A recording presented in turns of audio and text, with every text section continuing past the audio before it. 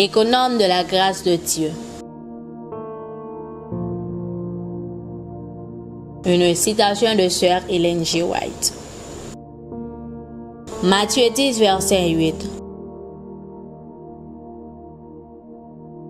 Guérissez les malades, ressuscitez les morts, purifiez les lépreux, chassez les démons. Vous avez reçu gratuitement, donnez gratuitement. Ceux qui avancent le long de l'étroit sentier doivent suivre les indications du manuel. C'est le seul moyen d'atteindre les portes de la cité de Dieu. Dieu a mis hommes et femmes en possession de dons précieux. Chacun a reçu des talents différents. Tous n'ont pas la même force de caractère ou la même profondeur de connaissance. Mais chacun doit utiliser ses capacités au service du Maître, aussi minime paraissent-elles.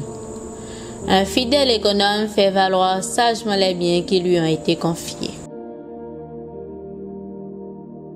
Les capacités de l'esprit et du corps doivent être surveillées attentivement. Elles ne doivent pas être affaiblies par un mauvais usage. Chaque élément, aussi minime soit-il, exerce une influence sur l'ensemble.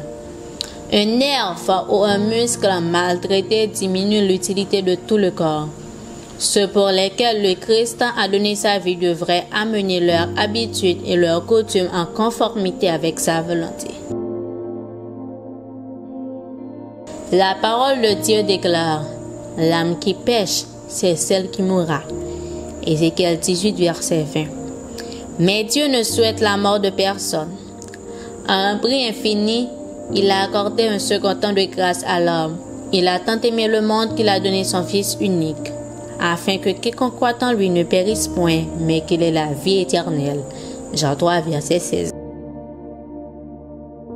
Ceux qui ont reçu la lumière de la vérité pour notre époque ne devraient-ils pas établir des liens intimes avec Dieu, utilisant leur capacité pour faire progresser l'œuvre du salut des âmes? Ceux qui possèdent la compréhension des Écritures ne devraient-ils pas partager cette science avec ceux qui ne connaissent pas la vérité? Sur celui qui croit en la vérité présente repose la responsabilité de travailler pour les pécheurs. Dieu lui indique sa tâche particulière, la proclamation du message du troisième ange.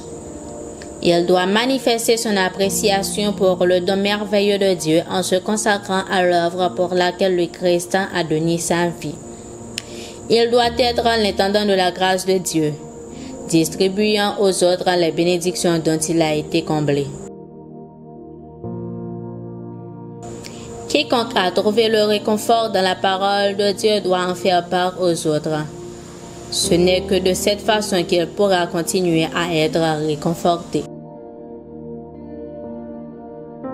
Levez vos yeux en haut, page 371, paragraphe 2 à 8.